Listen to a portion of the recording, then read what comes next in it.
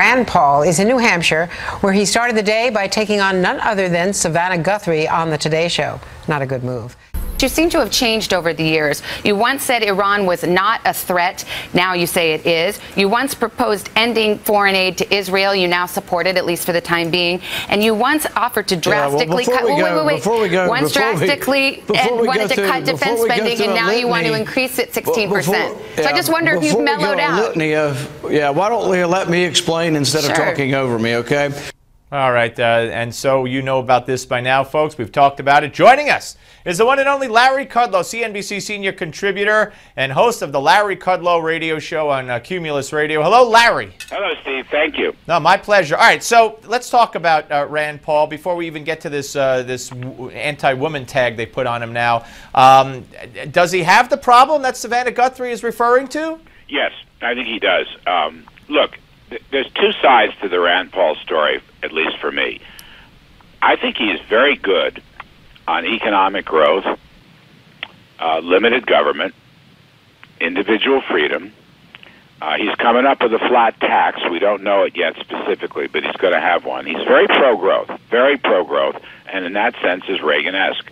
And, you know, I like that. I think that's all to the good, and I like the fact that he's reaching out to minority groups. The GOP could benefit from that. But the other problem, the other side of the coin, is his foreign policy is somewhat incoherent. I mean, he's kind of flip-flopped now as the public sentiment has become more militant with the onset of ISIS and beheadings and the Iranian nuclear deal, which looks to be a very poor deal. And regarding Israel, I think there's ambiguity there.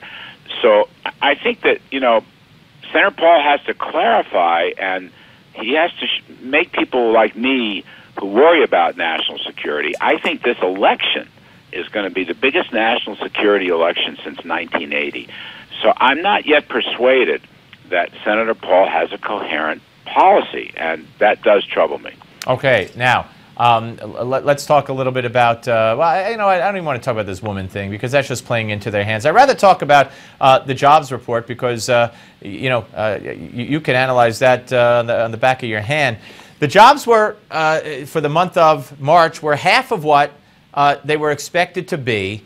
And now we're reading some of the Fed's minutes on interest rates. A couple of guys want to raise it in June, but it seems that the chairman, of course, says, well, you know, we have to have more things in place. Wages have to increase. How do you read all this? Are we going to get rate increases in June? Are we going to get them in September? Or is it possible that under these economic circumstances, we don't get them till next year?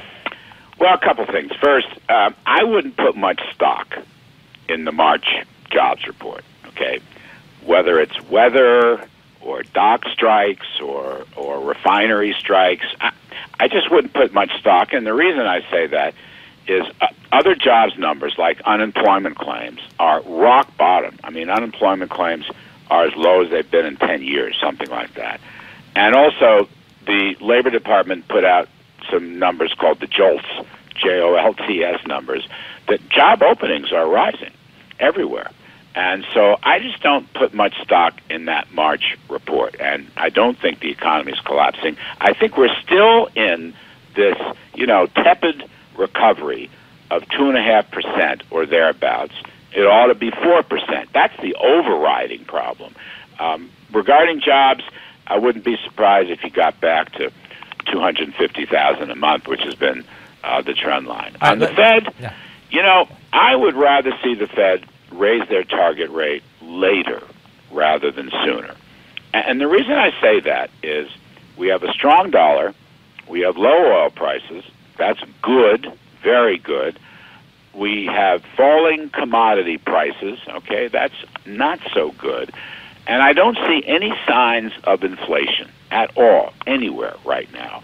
And so therefore, I don't think there's any rush for the Fed to start raising rates. So I'm sort of fourth quarter, okay, definitely not June.